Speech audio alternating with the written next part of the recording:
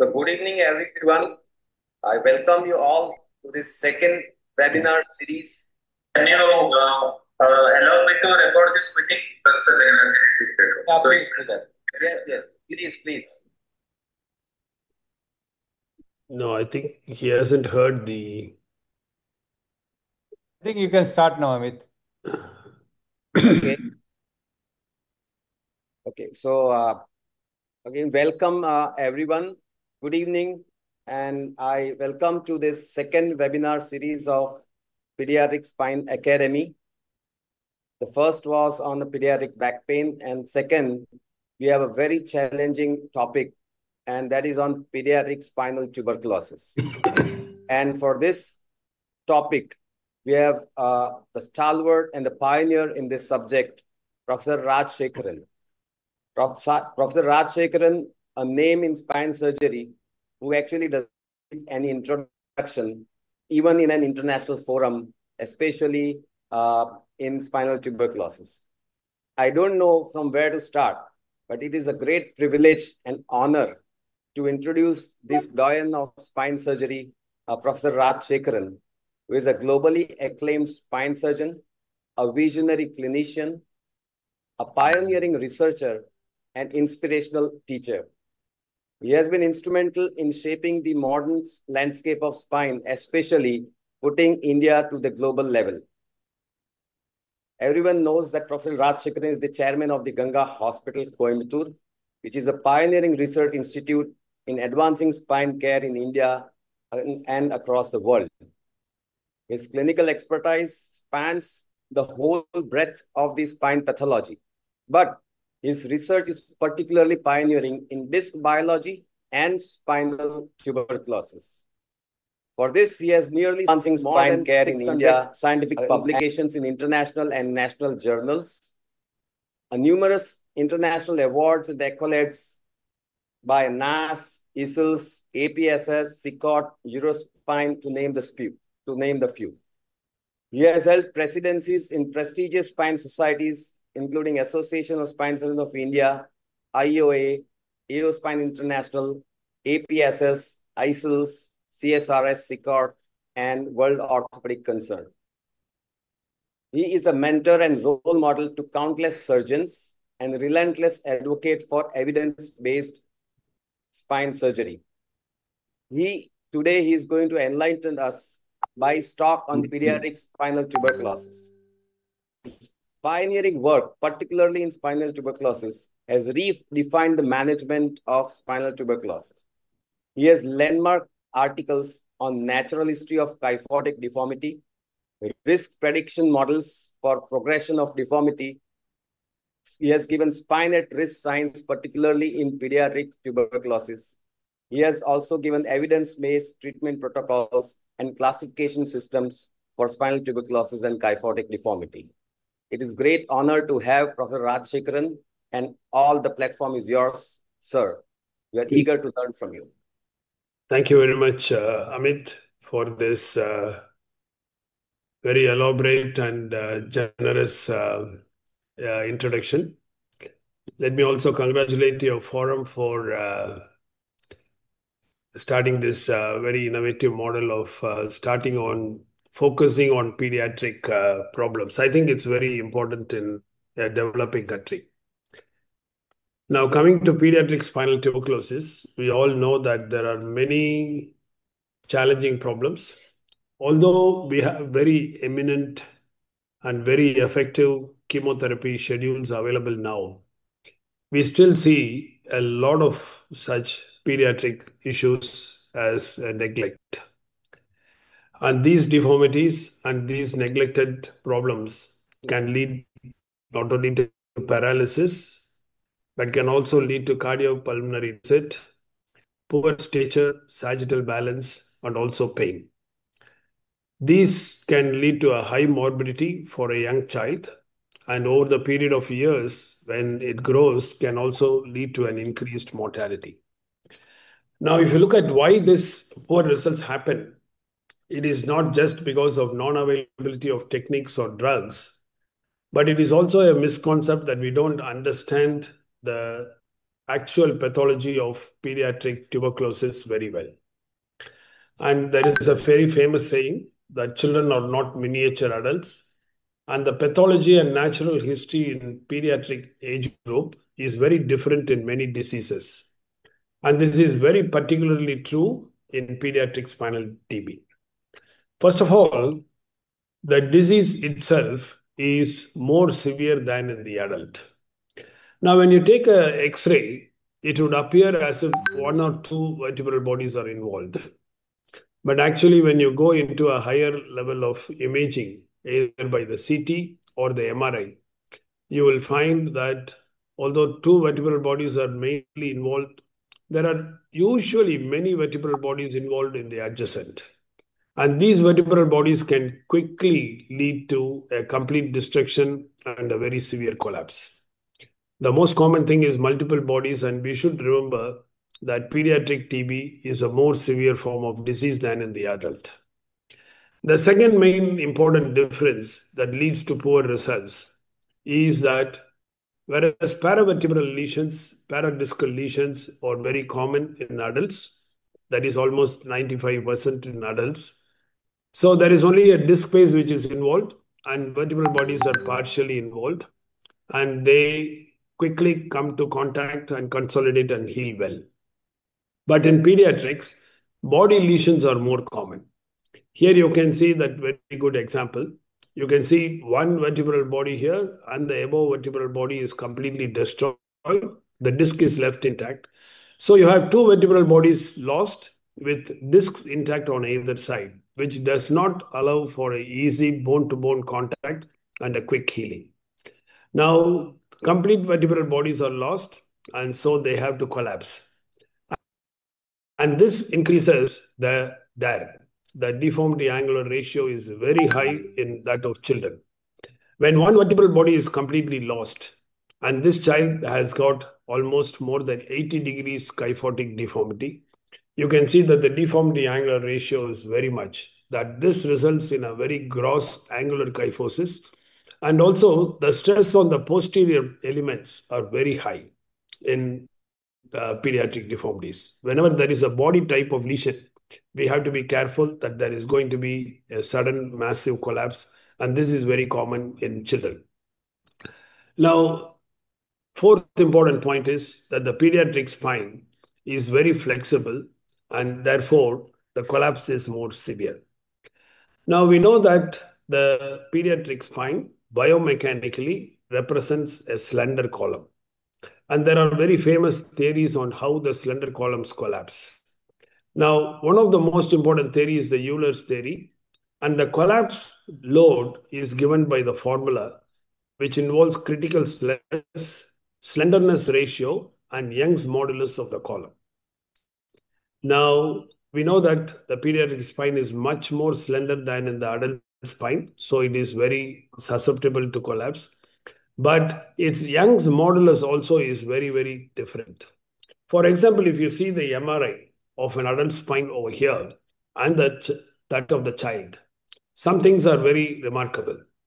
You can see that the disc space, where the Young's modulus is very low, is actually only 15 to 20% of the body. Compared to that of the child, you will find that the disc space is almost as thick as that of the child, as that of the vertebral body. So the total component of the Young's modulus and its collapsibility is very high in the child. And that's why when there is a small, even a critical defect in the spine, you will find that the collapsible load, failure load, is very low in young children and very high, comparatively higher in that of the adult. So you will frequently find many of these situations. One vertebral body is completely lost, and so there is an increased DAR, there is a complete collapse, there is an angular kyphosis, and there is going to be a kyphosis which is going to buckle over here. So all these things are very common in children. And the Euler's formula has given many types of collapse which is possible in slab columns, depending upon the load and in the application formulas. And you can find, depending upon that, many different forms of collapse are possible in children. So on the whole, we'll have to be careful that there are two issues whenever you talk about pediatric TB. One is the disease itself, which is an infectious disease, and that is highly controllable and solvable by the effective anti-chemotherapeutic drugs. But when you look at the other thing, even when it is healed, then there is a problem of progressive deformity. And that is the reason for the same vertebral loss, the child's spine collapses almost 1.3 times more. So we have to be careful about the claim. Lastly, the most important difference between the pediatric spinal TB and the adult is that the natural longitudinal history of deformity progression is very different. And this is actually shown in the told in this published in this which has been highly quoted, that if you look at all conservatively treated patients, 15% of patients treated conservatively have more than 60 degrees of deformity. But what is very important is that all patients who have a deformity of more than 60 degrees or more are usually the result of childhood spinal tuberculosis. It's very rare to get an adult spinal tuberculosis where the deformity progresses more than 60 degrees. The reason is this. You can see that the white line is that of the adult. So both the children, which is depicted in the yellow line, and the adult, which is in the white line, you can see that all of them have a progress during the activity of the disease. However, the children have more increased kyphotic deformity. However, after the healing of the disease, you will find that there is no further increase in the kyphotic deformity, and the deformity becomes static. But this is not the same for children, because you will find that in the child, that even though the disease is completely healed over here, and that takes about 18 months in children for it to consolidate and heal. But even then, you will find that the deformity is steadily progressive, and this progress can be for many years till the complete growth is over. So if you are talking about a child who is about 5 years old, and the child is cured of tuberculosis by 6.5 years or 7 years, you are talking about a potential for a change of deformity over the next 10 years, even though the child is completely cured of tuberculosis. This is a classic example. Now, this child is 3 years post healing of the disease. And this is part of the study of the Madras study of spinal tuberculosis. You can see that in the thoracolumbar region, 2 vertebral bodies are completely gone. It's formed a small fusion mass over here. The kyphosis is 40 degrees.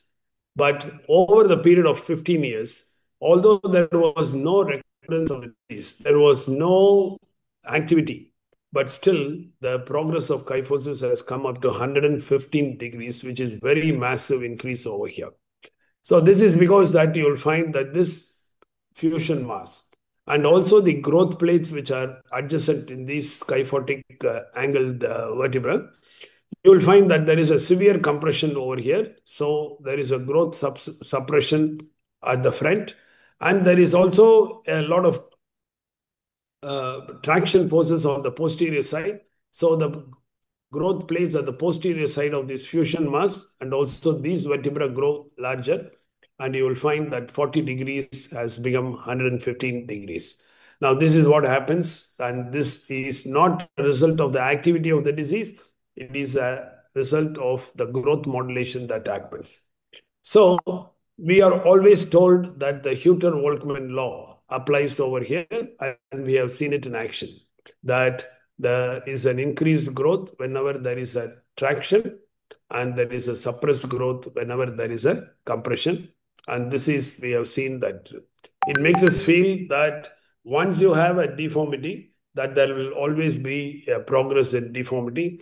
And this is what actually was also called the Stokes law, because he said that it is a vicious cycle. Once there is a deformity, then there is a spinal curvature that leads to asymmetric loading, that leads to asymmetric growth, and then that leads to verging of vertebra. That increases the spinal curvature, and this goes on and on so that there is a progressive deformity. Now, we always thought it is true, but is it really true?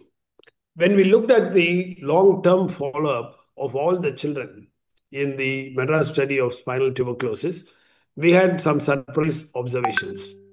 Now, this patient, you can see, he has got a problem of L3 and L4. There is almost a large destruction of both these vertebral bodies, and that is the starting at 0 month. At 5 years, you can find that there is a complete healing of the disease and a good fusion mass has formed. There are 2 pedicles over here, so you know that this fusion mass is from 2 vertebral bodies. Now, if Hütter-Volkmann law was the only law that was applicable over here, then you should expect that this deformity should keep on progressing. But however, if you see over here, at 10 years, you will find that this fusion mass, the anterior part of this fusion mass, has actually started having an accelerated growth. And from this triangular fusion mass, at about 15 years, you can find that there is a complete restitution over here. That means that the anterior mass has grown quite a lot, much more than what the normal adjacent vertebra has grown. So there is an accelerated growth which is seen in this fusion mass, which defies our common belief that once you have a deformity, there is a suppression of growth. You can see that is what. Another example over here, this is a patient who has got a fusion mass of T10 and T11, and the kyphosis is 41 degrees. But from 48 months to 15 years, you can see that this kyphosis has decreased from 41 to 20 because there is an accelerated growth on the anterior part of the fusion mass. So from a triangular fusion mass, it has almost become a complete rectangle over here. So we don't know why this regional accelerated growth forms. But however, these observations were seen uniquely in children. And it also showed us that kyphosis is not always progressive in children, that growth changes results in both progression and improvement in deformity. Accelerated growth and correction also occurs in compression, and these observations are not explained by the Hütter-Volkmann law. So this is what we observed, and that we reported as in the natural history of post-tubercular kyphosis in children. And this was the first report which actually showed that although we think all these children will deteriorate, actually more number of children actually improved over a period of time. So 39% deteriorated, 43% improved, and 17% showed no change. So this was very a landmark finding which showed. But the only question then comes as to why do some children improve, why do some spines improve, and why some deteriorate in deformity. So the Madras study of spinal tuberculosis also has given some risk factors. That is, all children below the age of 10, patients who have a deformity of more than 30 degrees, and who have a vertebral loss of more than 1 are actually liable for increased deformity. They have a risk, although they can improve. But what we found was that one of the most singular factor that was responsible for a progression or a regression in deformity was the presence of a facet dislocation. Now, whenever we look at X-ray like this, we always concentrate on the anterior column. We look at how much is the kyphosis, we measure the kyphosis, we see how much is the vertebral body loss, but we rarely focus and concentrate on the facet joints. In fact, when the X-rays are being developed, the radiographer also looks at clarity of the anterior column, and many times the posterior column is not very clearly seen in the X-ray, and so it is easily possible for us to miss a facet dislocation. But even when you look at the CT scan, I don't think any of the radiologists look actually for the facet joints, but they are always commenting on the kyphosis, on how much there is a destruction. But unless you look for it, as you can see over here in the specially reconstituted, where you can easily demonstrate that the facets are completely dislocated over here. So when the facets dislocate, it actually differentiates. If the facets are intact, then what happens is that the contact between the two vertebral bodies are wide, and so there is a wide contact area and there is a favorable growth response. But if the facets dislocate, we also found in our publication in 2007 that there are many different forms of collapse. A is when the facet is intact, it is good, you have an improvement in deformity. If you have a single facet which is dislocated, then you find that this topples, but it comes into a point contact over here. And if you have multiple facets which are dislocated, then there is a complete toppling of this, and we called it as a buckling vertebra. Good examples here are that when a single facet is dislocated, you find that there is a point contact, and at the point of contact, there is so much of pressure that no bone actually forms, but there is a increased formation of bone on the posterior side. So there is a partial increase in deformity, but not too much. But when two facets are dislocated, you find that what a disastrous change happens in the biomechanics. Now, changes are also seen in unaffected segments also. Now, this is a classic case. Here in this patient, you find that the deformity is 30 degrees.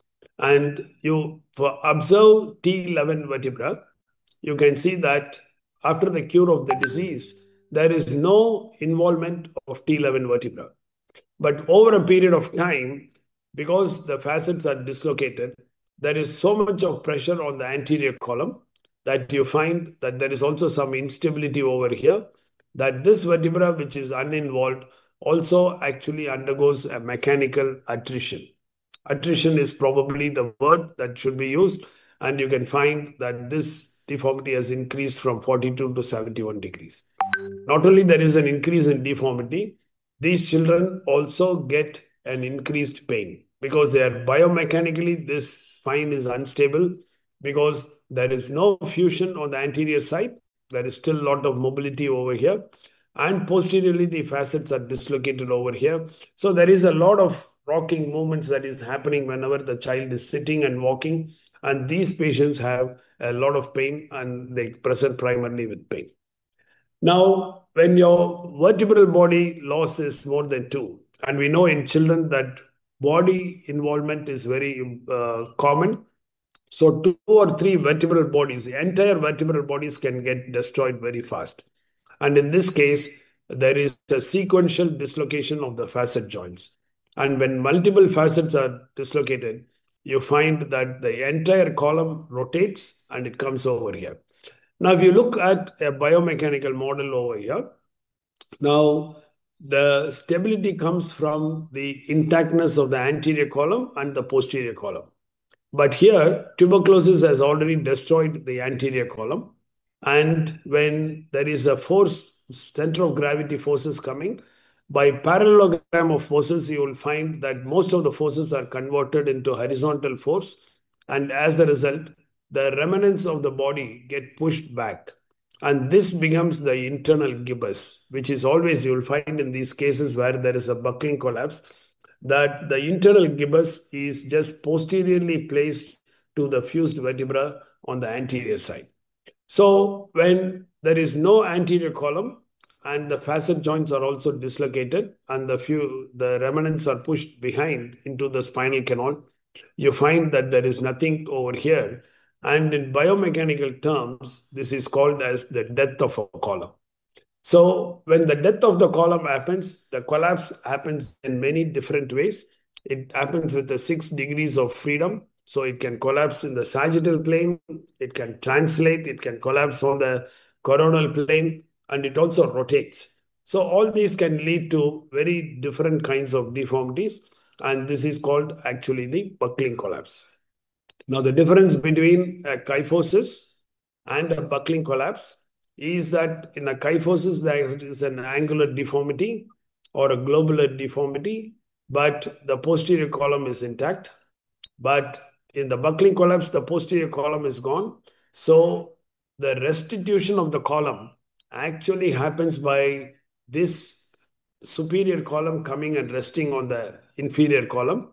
And the entire spine above is converted into one big compensatory curve, and below is converted into another big compensatory curve.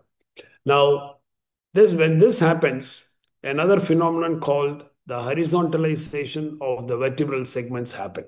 Now you can see that these vertebral segments are almost completely horizontal, almost looking like the spine of quadrupeds. So if you take a scan, and if you take a coronal scan, then you get this weird appearance where you can see that end-on view of two vertebrae, one from the superior segment and one from the inferior segment, almost coming into contact over here. In the MRI, in many patients, you can even find that there is a bursa over here, which actually means that this is a pain point. And these patients have a lot of, can develop a pain point unless there is a good fusion over here. Now, this horizontalization actually brings a different biomechanical aspect to the spine. So you have two situations. You can have either these columns coming into contact with each other and stabilizing, which is good. And many of these patients, even though they have gross deformity, are quite comfortable and walking and moving around. But if by chance or misluck, as I said, during the collapse, these two columns can translate, and then you get these two columns away from each other. And here you will frequently find that this column actually goes below the other column. And so actually your kyphosis is more than 180 degrees, which Ohnaba actually has termed it as a omega deformity. There is an important consequence of this horizontalization. Now we know in humans, the vertebral body is actually broader than taller. But if you look at all the quadrupeds, canines, you will find that their vertebral body is actually much longer than taller. It is because that the growth plates over here are not subjected to the forces of gravity, and always the vertebra in all the quadrupeds are much longer than taller. This is exactly opposite to what is found in apes and in humans. In the patients who have this buckling collapse, in all the horizontalized segments, you will find that these vertebrae have grown longer. And as a result, the parabola here is increased. And because of this, the spinal cord is actually brought to a big stretch. And the cord actually is firmly fixed by the exiting nerve roots. And when there is a stretch over here, you will find that these patients get into late onset paraplegia. You can see over here that this is the internal gibbous, and this gibbous is actually pushed posteriorly, and before these two vertebrae can actually come into contact and heal over it. And that is the reason why, even though the child has a progressive deformity from about the age of 6 or 7, you will still find that they get a late onset paraplegia because of this longitudinal growth of these vertebral bodies, and they get a late onset paraplegia when they're 17 or 18 years old. And this child is a good example, had a healed spinal tuberculosis, was actually doing hard labor. He's from Calcutta. He was actually doing good work. And suddenly, when he was 18, he started getting a neurological deficit. So the most important lesson that we learned over when we looked at the natural history over 15 years is that childhood spinal tuberculosis is in fact two separate diseases. One, it is an active infectious disease in the acute phase. It's an infectious medical disease which is highly curable by anti-tuberculous drugs. But in the healed phase, it is a spinal deformity modulated by biomechanics. And what is most important is that in most of the patients with pediatric spinal tuberculosis, the progression of deformity due to growth was more significant than the collapse that occurred during the active disease. Now, this is one of the most important things that we need to know, because the child may end up with a 60 degrees deformity by the time the healing has happened. But after the healing has happened, it can progress from 60 degrees to 130 degrees over a period of time, especially during the phase when there is a growth spurt over here. So we had to really wanted to make sure to document the biomechanical effects of the facet dislocation. And we did this as a study. This was actually awarded the McNabb La Rocca Award by the ISILS. It was a combined study between the Ganga Hospital and Rush University Medical Center. Now, it was done when Naresh Babu was actually one of our spine fellows over here. And what we did was we wanted to document the events that are happening over the collapse. And we created a finite element model, and this is all the characteristics of the model. And we took many actual cases of spinal tuberculosis, and we created the same defect that was seen in the CT scan in these models.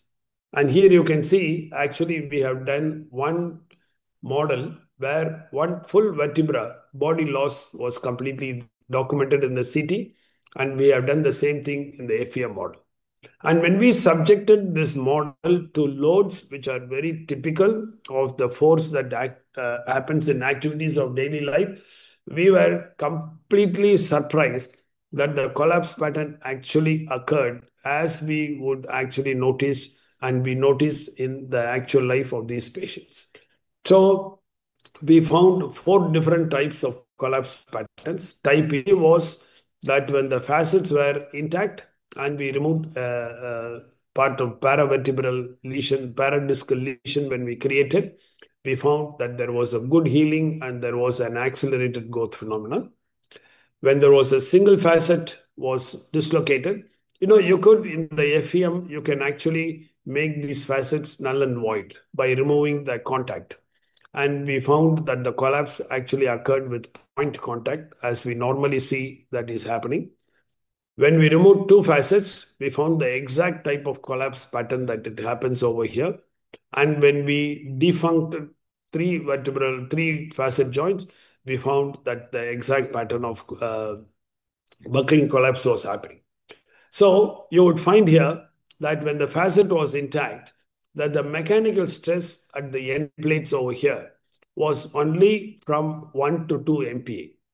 And we know that between 1 and 2 MPa in this form of chronic compressions, the growth plates actually grow much faster than normal.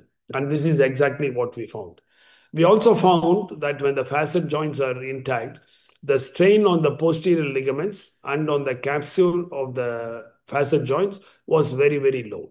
And here the accelerated growth ratio was seen. And this is what was actually seen in these patients. Now, when one facet joint was gone and we found that the FEM was coming into a point contact, as we can see over here, you can see that the mechanical pressure that was documented over here on the vertebral end plate was increased from 1 to 16.6 MPa.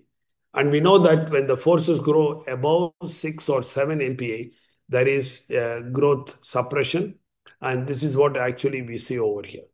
And when we took 2 or 3 facet joints, we found that the stress anteriorly increased up to 30 MPa, which means that not only the growth of the growth plates will be suppressed, but also the actual bone itself cannot withstand such high pressures, and the normal cancellous bone can undergo attrition, and slowly the bones also will be destroyed. We also found that the strain on the facet joints and the posterior spinous ligaments were increased very abnormally, so that we know that these facets will completely dislocate over here. And this is what we found in this series. So the spinal risk signs, which actually denote or depict or documents that a facet has dislocated, is very important, because if we identify that and look at, then it will avoid this disaster where a child like this progresses to a gross deformity and gets into complications.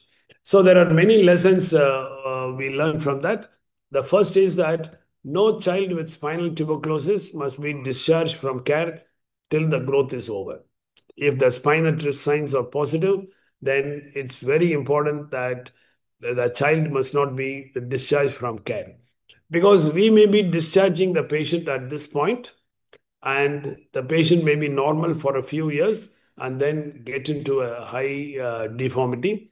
Or we also documented that there is a type 1B deformity where the patient gets to TB here, gets cured of TB at this point, and gets discharged at that point.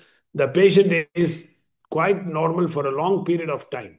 And suddenly, when they are between 10 and 14 years old, they suddenly increase in deformity. So the most important thing is that a child with spinal tuberculosis must not be discharged completely from the care till the growth is over. And the value of the spine at risk signs was not limited to post-TB kyphosis alone. And this is also an outcome, or I can say a spin-off that we got from the spinal tuberculosis to other pediatric deformities. For example, this is a case with congenital kyphosis, and you can find that this is progressing from 33 degrees to 51 degrees. But over a period of 1.5 years, there was a disastrous increase to 104 degrees. And if you actually see carefully the CT scan, you could see that there is a dislocation of two facets. And this is actually led to not only an increase in deformity, the increase in deformity occurs also because the superior normal vertebrae usually translate, and this also contributes to the actual deformity. There is another child with congenital deformity over here. You can see that there is an anterior fusion and there is a 29 degrees deformity. But over a period of time, you can clearly see that this facet is dislocated and this facet is also dislocating, as you can see over here.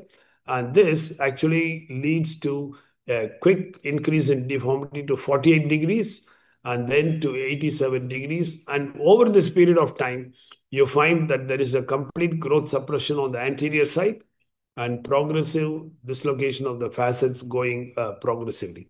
So even in congenital kyphosis and in achondroplasia also, you find that in achondroplasia, we talk of a kyphosis over here, but we usually do not look at the posterior side to see that here also there is a facet dislocation.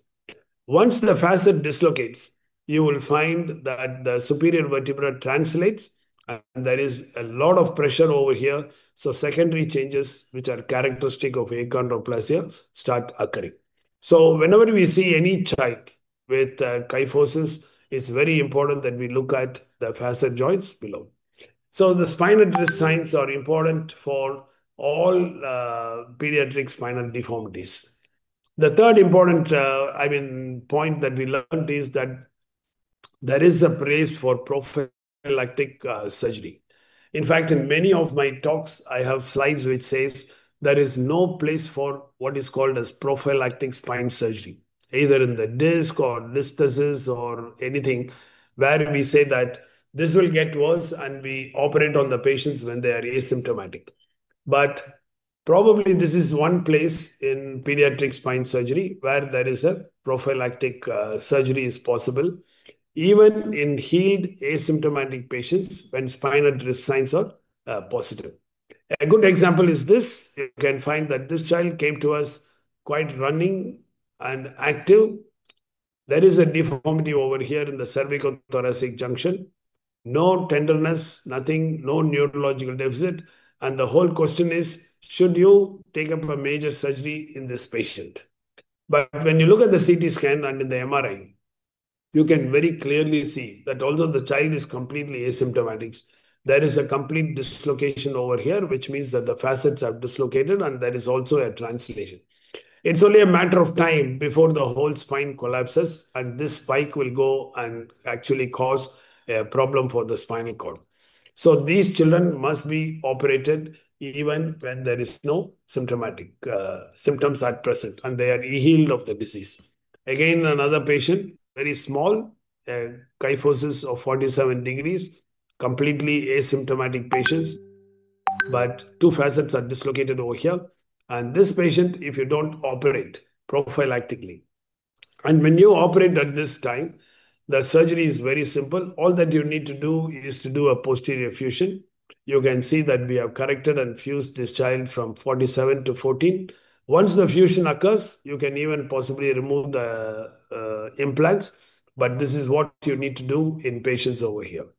Another example of where we have fused, and you can see that this child at an 18-year-old follow-up, that just from a very simple fusion, that patient has got absolutely no symptoms, no progress in deformity, and this speaks highly of the need to do a very simple surgery so that they don't get trips. Now, what is the surgery? Any principles of surgery in both active and healed? I think pediatric disease, except that you need to be more aggressive in looking at noting uh, instability, progressive deformity, and but the surgical principles are always the same. Now, for a long time, we were always taught that anterior pathology must be addressed anteriorly. And this came out of the era of the anterior spine surgery, which was started in Hong Kong. I mean, they developed the anterior approach from cervical spine to the sacrum, and we are indebted to Hong Kong for that. But if you look closely of their classical papers, you find that all their patients had very minimal disease. And even in this minimal disease, the anterior surgeries gave a mortality of 4% and major morbidity in 18%.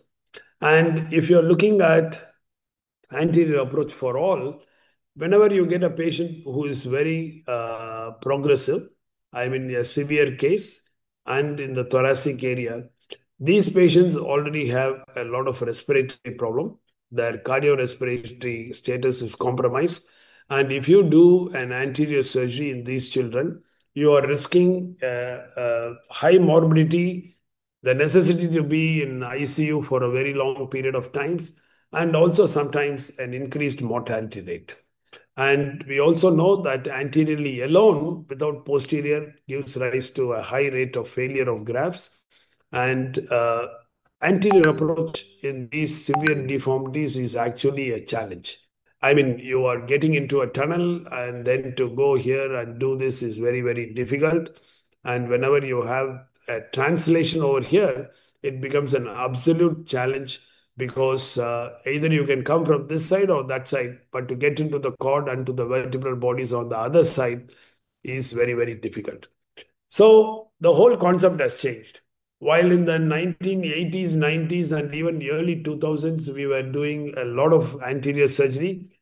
I think in the last few years, the number of anterior surgeries we have done is, I mean, you have to strain very hard to remember the few cases that you have done.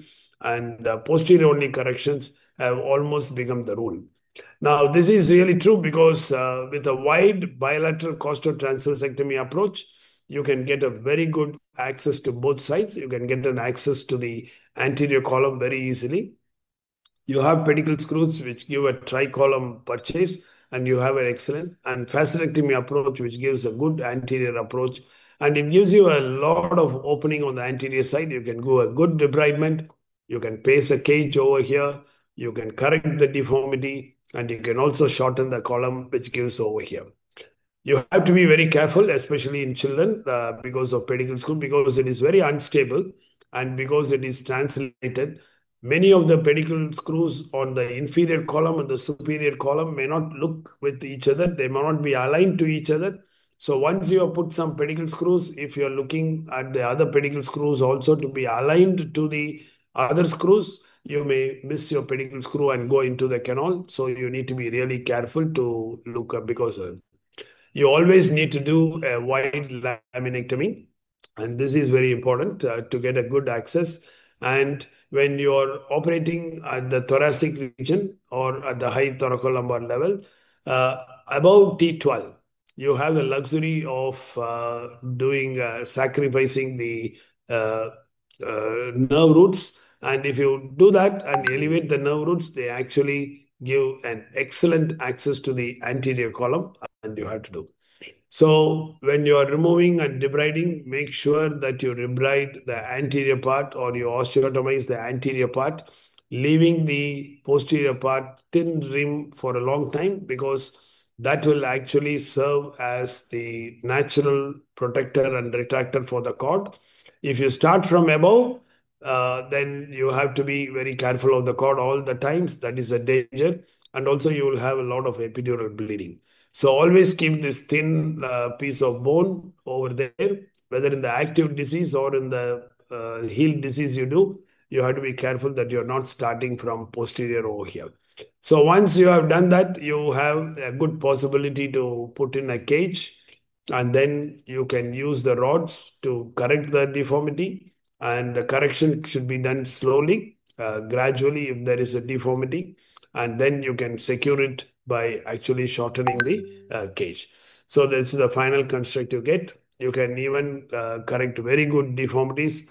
And so the whole concept of treatment has changed, that the front door to the spine is actually through the back. Now, what you do depends upon how much deformity you have and whether there is an activity and mobility. So, in active disease, you can always correct the deformity. You can remove and debride the disease focus and bring actual contact by just doing a posterior closing osteotomy. So, you can place your grafts and close posteriorly so that it comes here. A good example is this. You can see that you have closed and you can put in a cage over here and it heals very well. Now, in children, when there is a gross deformity, you can see that there is a instability over there. The two columns are completely different. And when there is a big gap in the front, which I would say you cannot easily close, then you should use this opportunity to place a cage in the front. Now, any correction of gross deformity of more than 40 to 50 degrees, or where there is an anterior bone loss of more than one, it is always better that you reconstruct using a cage, even in children. Now, this is actually a small boy of 6 years old, but still you can use good pedicle screws and completely correct. And it's very important to correct the anterior column over here.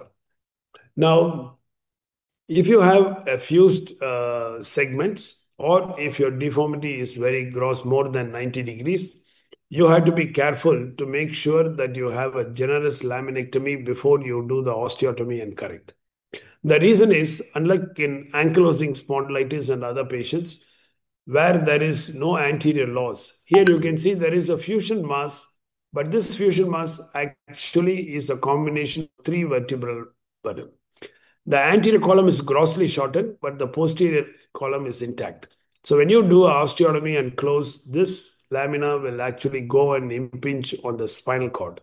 So you need to be very generous in removing the lamina. At least 3 laminas you should remove. And when you're doing a gross correction or gross shortening, you run the risk of actually shortening the spinal cord too much, or the cord can actually herniate through the laminectomy defect. And this can cause a neurological deficit. As was shown by Kawahara and Tomita, when you cross an acute shortening of more than 20 millimeters, there is a kinking of the anterior spinal artery, and that can result in a neurological deficit. So, big lesions, gross deformities, you should not only close posteriorly, but also open it anteriorly so that you get a good this thing. So in this child, you can see that there is a buckling collapse over here.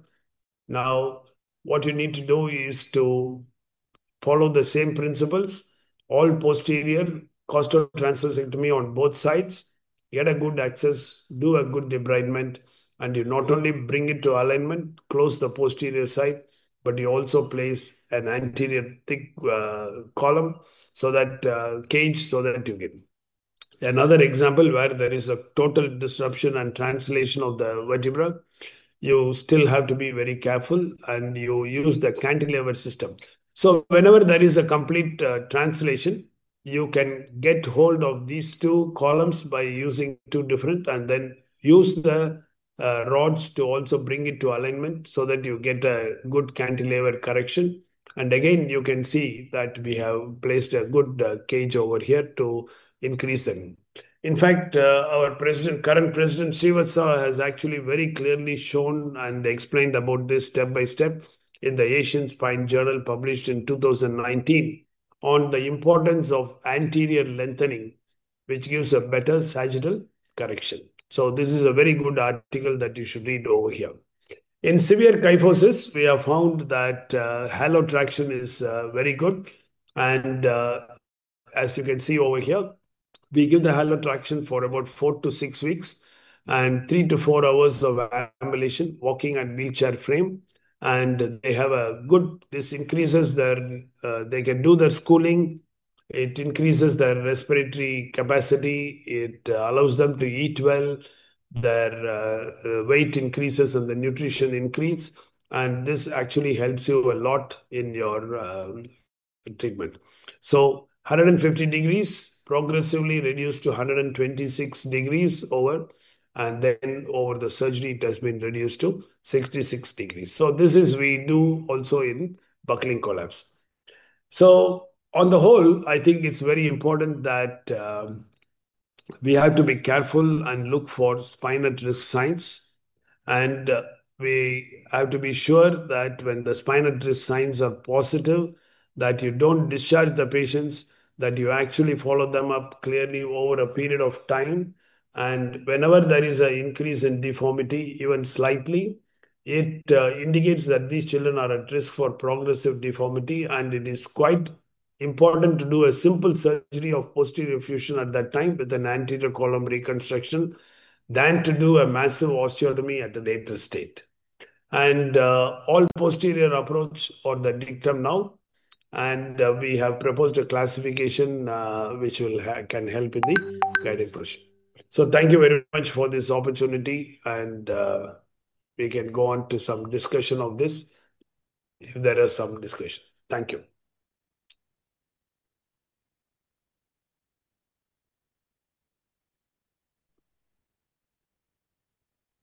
Very, very elaborate, comprehensive, a total overview from all aspects of tuberculosis, from acute to how does it progress.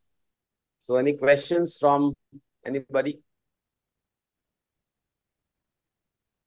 Sir, one question. So for very young patients who are 2 or 3 years old who come with such signs and symptoms, so surgery where it is indicated, do you feel that casting is considered one of the interventions, or we should go into operative intervention?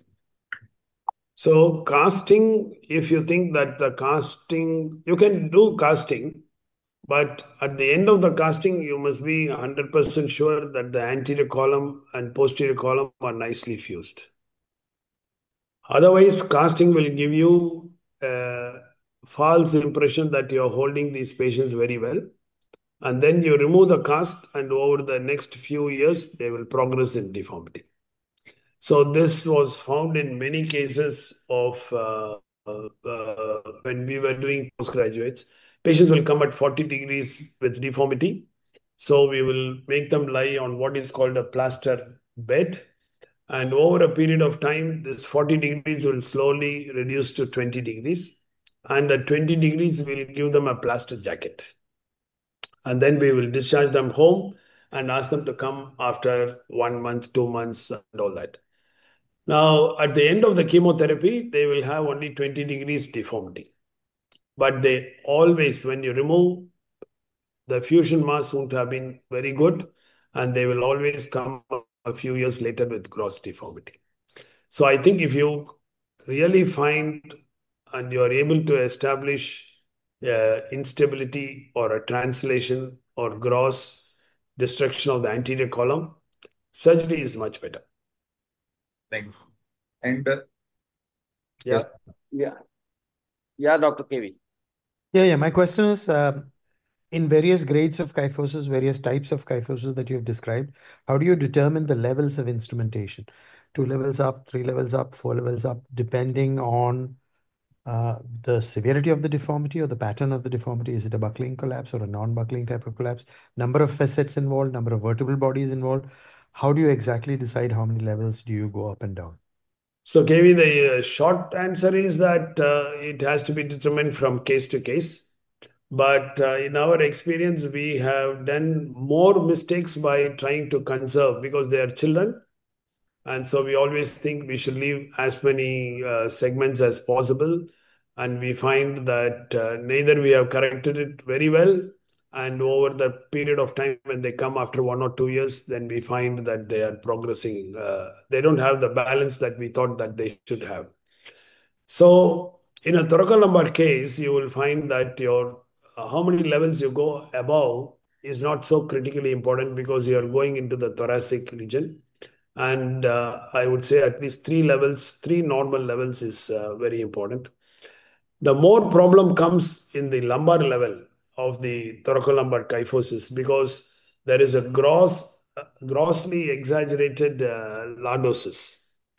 And if you stop short at the time where the last instrumented vertebra is not at least reasonably horizontal, then these patients don't do very well.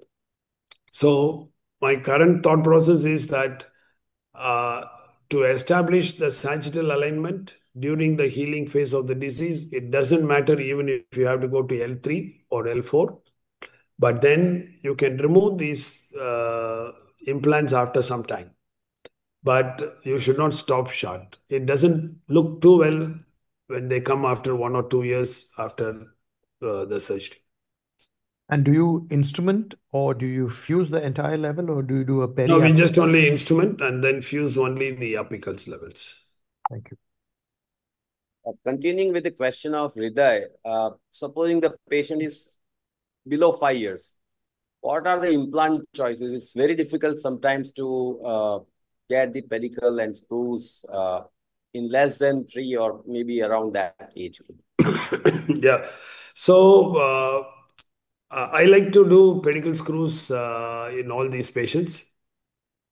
So if the patient is big, 5 or 6 years old, then cervical instrumentation can be used. But as you said, some of these children are very thin. And when you're talking about 3-year-old, I mean, even cervical instrumentation, the olives will be too bumpy. You cannot close and all that. And there you have to use a LCP, AO spine LCP plate, what we use for the forearm. Okay. And the trick is that you first have to find the pedicles. And that is not very difficult. Actually, with navigation or even with a C-arm, you can easily find the pedicles.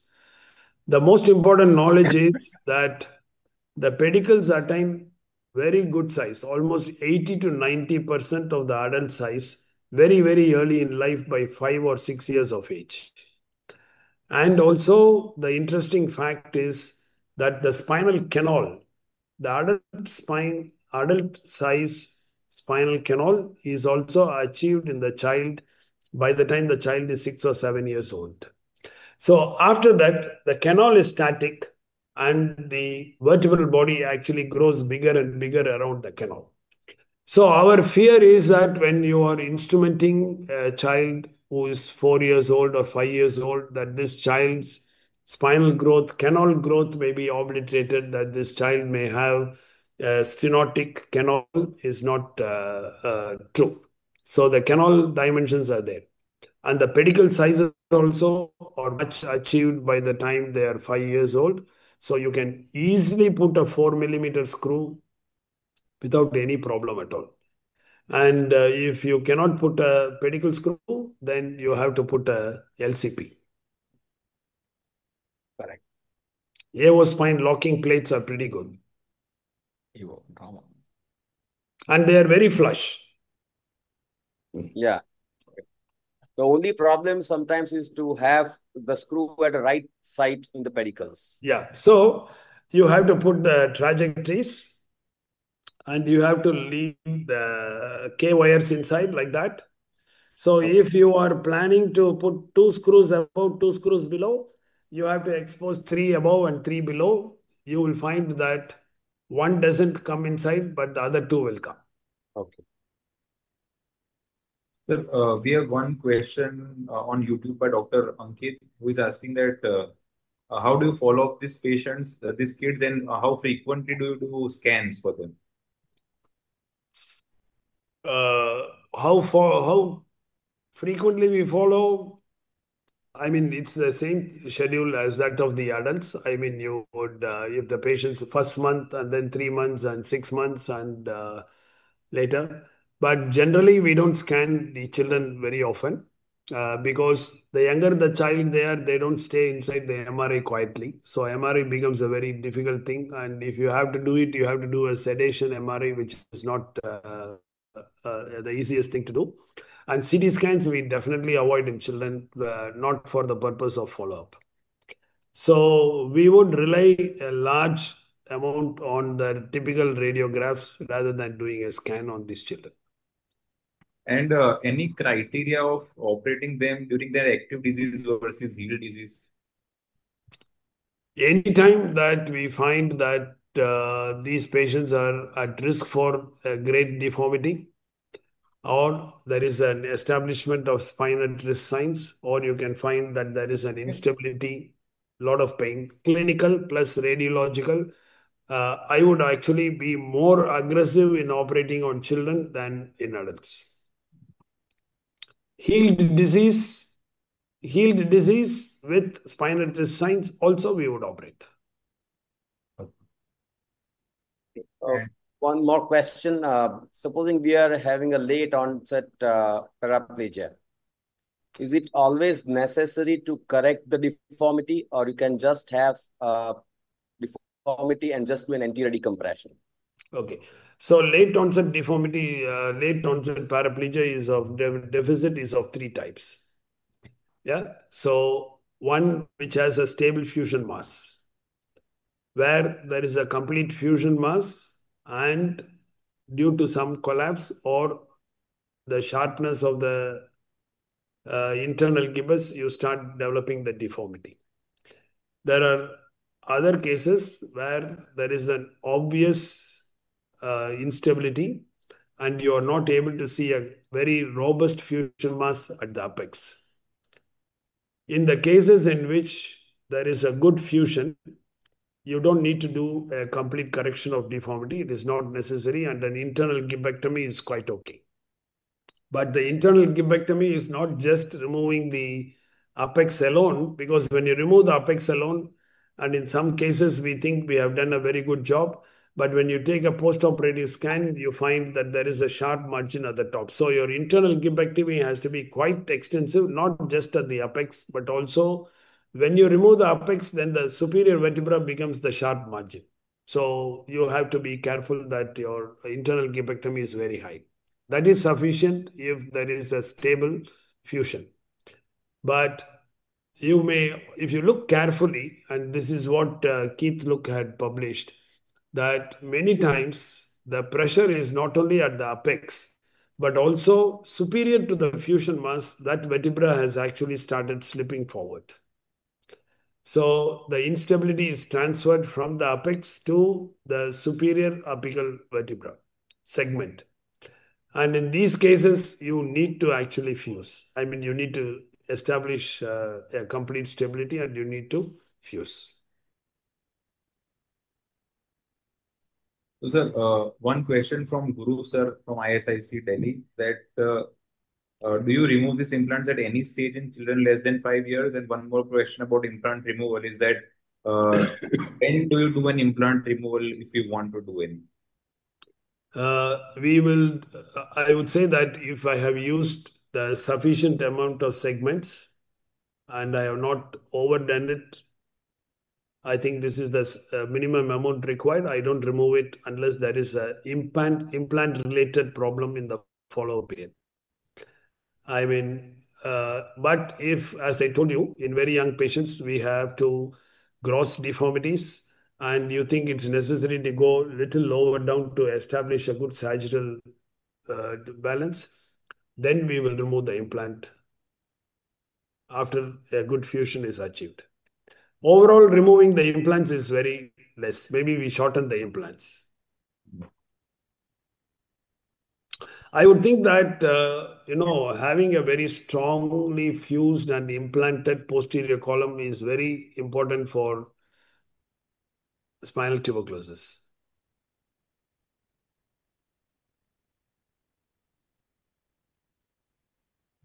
Okay, more questions? No, I think there are no more questions from any participants. So I think we conclude, and we thank Professor Rajasekaran for giving this overview on and his insights in spinal tuberculosis, especially in the pediatric age group. I think, Radha, you can announce about the next webinar. So thank you so much, everyone, for being here for this fantastic talk on pediatric spine TB, and I think we covered a lot of it and everything that was needed. So moving on to our next session, which is going to be there in 6th of August. Again, a very important topic, that is skeletal maturity by Dr. Jason Cheng from Hong Kong. So stay tuned to our channel, and hope to see you again next month. So I'd like to thank you all once again for being here. Thank you, Rajasekharan sir. Thank you all to all the members of the Pediatric Spine Society. Thank you so much. See you next one. Good night, everyone. Thank you. Good night. Bye-bye. See you. Thank you, sir. Bye-bye. See you. Recording stopped.